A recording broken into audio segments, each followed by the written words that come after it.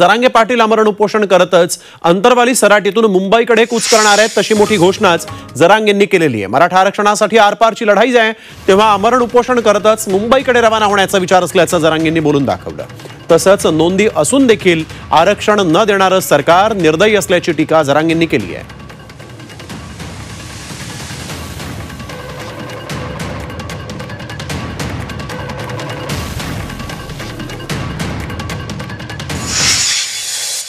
सरकार जाणून बुजून जर मराठ्यांच्या नोंदी सापडल्या असून मराठ्यांना आरक्षण देणार नसेल तर कुठेतरी जीवाची बाजी लावून जीवावर उद्धार होऊन या गोरगरिबांच्या लेकराला मोठं करण्यासाठी आपल्याला एक टोकाचं पाऊल गोरगरिबांचे मराठ्यांचे लेकर मोठं करण्यासाठी आपल्याला कुठेतरी टोकाचं पाऊल उचलावं लागणार। म्हणून आपला जीवच आपण जर समाजाला अर्पण केलाय तर जीवाची काय काळजी करायची। म्हणून शक्यतो मी सगळ्यांना विश्वासात घेऊन मी शक्यतो इथूनच आमरण उपोषणाची घोषणा करून आमरण उपोषण करत मुंबईपर्यंत निघण्याची माझी तयारी। 26ला गेल्यावर तर बसायचंच आहे, त्यापेक्षा आत्ताच बसलं म्हणून काय प्रॉब्लेम।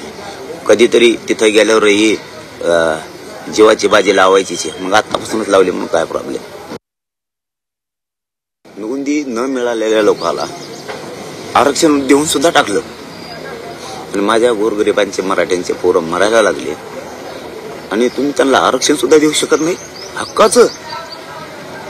याच्यापेक्षा निर्दयपणा काय असायला पाहिजे। हा खूप अन्यायाचा कळस झाला, खूप अन्यायाचा कळस झाला आणि शेवटी आता मराठ्यांनाच हे शांततेचा आसरा हातात घेऊन यांना कायमचं यांचं भविष्य संपवल्याशिवाय जमणार नाही। कारण जर आपलेच पोरांच्या नरड्यावर पाय द्यायचं यांनी ठरवलं असलं, आपले पोरं मोठे झाले नाही पाहिजेत आणि आरक्षण दिलं नाही पाहिजे असं जर यांनी ठरवलं असेल तर मग मात्र यांचं राजकीय करिअर पूर्ण कायमचं सुपडा साफ केल्याशिवाय चालणार नाही मराठा।